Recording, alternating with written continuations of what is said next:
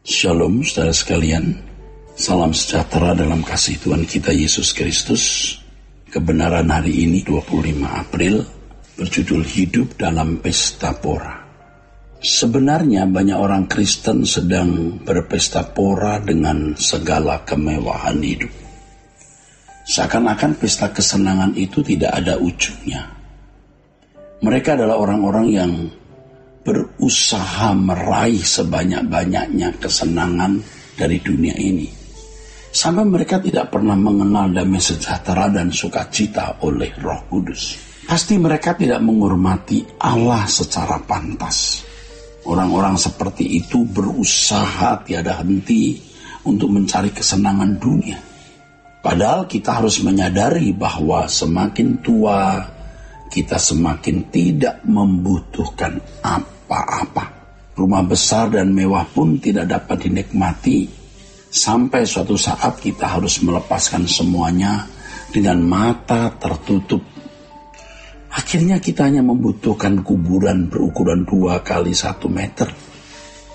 Ini adalah hukum kehidupan yang tidak dapat dihindari oleh siapapun. Tetapi ironis sekali saudaraku, banyak orang tidak menyadari sama sekali hal ini. Mereka berpikir bahwa seakan-akan apa yang mereka miliki hari ini, yang dari dunia ini akan terus digenggam dan tidak dapat terlepas. Firman Tuhan mengatakan bahwa dari debu kita diambil, maka kita juga akan kembali ke dalam debu. Kita akan kembali ke dalam debu karena kita diambil dari debu. Pada umumnya banyak orang tidak berpikir bahwa tubuhnya adalah debu dan akan kembali kepada debu. Secara teori bisa setuju atau paham, tetapi tidak sungguh-sungguh merenungkan realitas ini, saudara. Hal inilah yang membuat seseorang tidak memikirkan ada tempat lain yang harus dipersiapkan. Ada tanah abadi yang harus dipersiapkan mulai sekarang.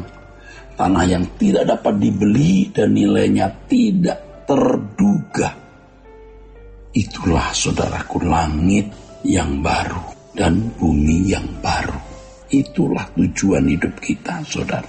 Hidup yang sesungguhnya yang Allah sediakan bagi kita, orang yang mengasihinya.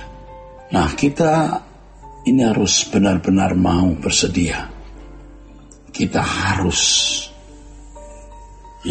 memindahkan hati kita ke dalam kerajaan surga sebelum kita meninggal dunia. Saudara melihat bagaimana orang-orang yang tidak mempedulikan rumah abadinya dan hidup secara sembarangan di bumi ini. Mereka tidak akan pernah memiliki kepekaan untuk memahami kehendak Allah. Sebab yang memenuhi jiwa mereka adalah kehendak mereka sendiri. Ya, Tuhan pun hanya dijadikan sebagai sarana untuk memuaskan keinginan mereka. Jadi mereka ke gereja hanya untuk memperoleh berkat jasmani, bukan karena mau mengenal kebenaran Allah. Dalam lingkungan gereja terdapat orang-orang seperti ini, tetapi mereka tidak menyadari keadaan yang sangat berbahaya tersebut. Mereka mengaku percaya adanya Tuhan dan pengadilannya, tetapi gaya hidup mereka menunjukkan kalau mereka sebenarnya tidak mempercayai sepenuhnya realitas dan fakta tersebut, saudara. Mereka tidak mempersiapkan diri untuk menyongsong kehidupan kekal, sebab mereka berpikir bahwa persiapan masuk kekekalan baru patut dilakukan setelah tua sebelum meninggal dunia. Padahal kita tidak pernah tahu, saudara. Kita tidak pernah tahu kapan hari kita meninggal dunia, ya saudaraku. Tidak seorang pun tahu kapan hari ajalnya. Ini adalah sebuah kecerobohan kalau seseorang tidak mempersiapkan diri dengan benar. Lagi pula kalau dalam waktu panjang seseorang tidak membiasakan diri hidup di dalam kehendak Allah, ia tidak akan bisa mengarahkan diri kepada Allah dengan benar. Cita rasa jiwanya menjadi permanen, hanya bisa dipenuhi oleh dunia. Ini bahaya, sampai sulit diubah, bahkan sampai tidak bisa diubah lagi. tidak bisa diubah lagi. Kalaupun pergi ke gereja dan berbagai kegiatan rohani, aktivitasnya tidak signifikan mengubah orang itu.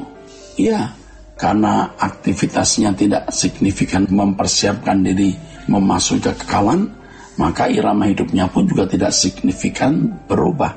Bahkan tetap hidup di dalam kesalahan sampai tidak bisa diubah lagi. Wah, ini mengerikan, saudara. Suatu hari kekekalan itu seperti mimpi ketika orang terbangun di kekekalan dan ternyata keadaan mereka hina di mata Allah. Orang-orang Kristen seperti ini tidak merasa sebagai orang-orang jahat, sebab mereka tidak melanggar norma umum, bahkan di antara mereka adalah orang-orang terhormat di mata manusia, menjadi majelis, aktivis gereja, bahkan pendeta. Padahal, saudara sekalian, pada dasarnya mereka tidak menempatkan diri mereka secara benar di hadapan Allah.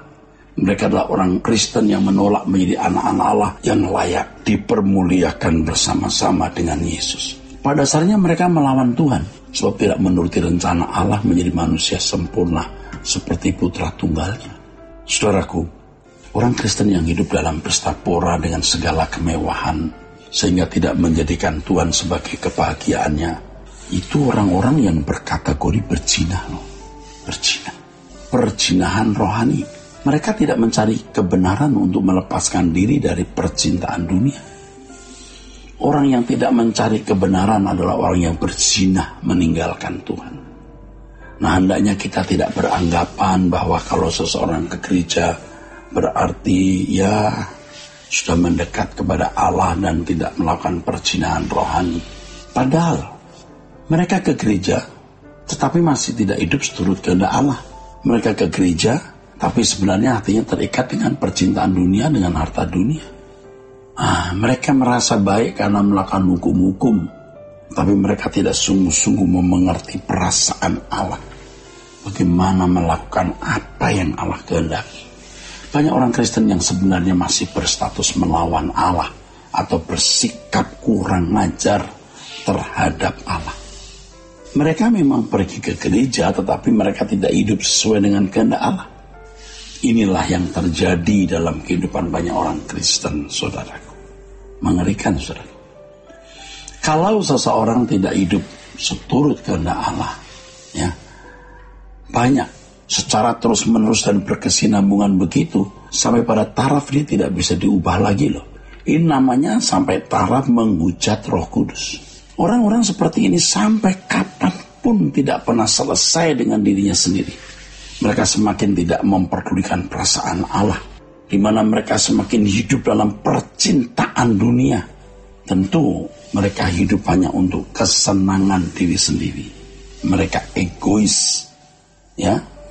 Jangankan kepada sesamanya, kepada orang-orang dekatnya pun dia tidak akan menjadi anggur yang tercurah, roti yang terpecah. Dan orang-orang seperti ini pada akhirnya akan dibawa ke pembantaian kekal. Jangan sampai kita mengalami hal ini, ya. Tuhan memberkati saudara-saudara sekalian. Sola Gracia.